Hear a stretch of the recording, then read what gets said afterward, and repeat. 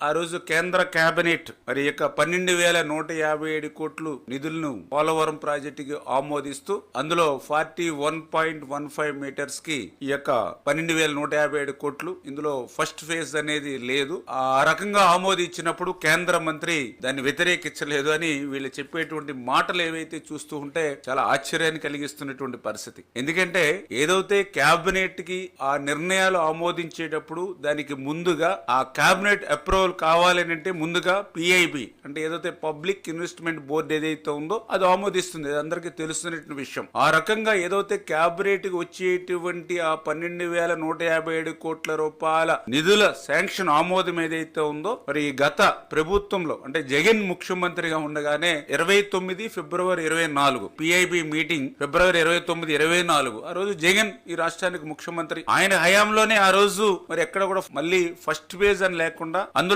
41.15 metres కు revised cost 12,157 కోట్లనే ఆ రోజు ఆయన ముఖ్యమంత్రిగా ఉండగానే ఏదైతే పిఐబిలో ఆమోదించడం జరిగింది. ఆ పిఐబి ఏదైతే ఆయన ముఖ్యమంత్రిగా ఉన్నప్పుడు ఆమోదించడం ఏదైతే జరిగిందో అదే కేబినెట్ కు వస్తుంది. అదే కేబినెట్ ఆమోదించడం జరిగింది. మరి దీనికి ఈవేళ కేబినెట్ లో ఈ మంత్రి ఎందుకు వ్యతిరేకించలేదంటే అంటే ఏ రకంగా వాళ్ళు చేసినటువంటి తప్పుల్ని వాళ్ళు చేసినటువంటి పాపాలు ఈ రోజు మాకు శాపాలుగా ఉంటే వాటిని కూడా మా మీద రుద్దాలనేటువంటి ప్రయత్నం ఏదైతే అడుగడుగునా కూడా ఈ జగన్మోహన్ రెడ్డి చేస్తూ ఉన్నాడో మరి ఇవే ఒక ఉదాహరణ అనే విషయాన్ని సందర్భంగా తెలియజేసుకుంటూ అందుకే ఈ రోజు చాలా క్లియర్ గా ఏదైతే ఈ పోలవరం ఎత్తు తగ్గింపు గాని ఫేజ్ 1 ఫేజ్ 2 లుగా విభజన గాని డయాఫ్రమ్ వాల్ విధ్వంసం గాని ఇవన్నీ కూడా జగన్ అరాచక పాలన లోపాలు జగన్ విధ్వంస పాలనకు మరి ఇవన్నీ కూడా నిదర్శనాలు అనే విషయాన్ని సందర్భంగా తెలియజేసుకుంటూ అంటే అబద్ధాన్ని 100 సార్లు చెప్తే నిజం అవుతుందనేటువంటి పరిస్థితులు ఇవాళ జగన్మోహన్ రెడ్డి కనిపిస్తూ ఉంది. అంచేత వాస్తవాన్ని ఆయన గ్రహించి అబద్ధాన్ని 100 సార్లు చెప్తే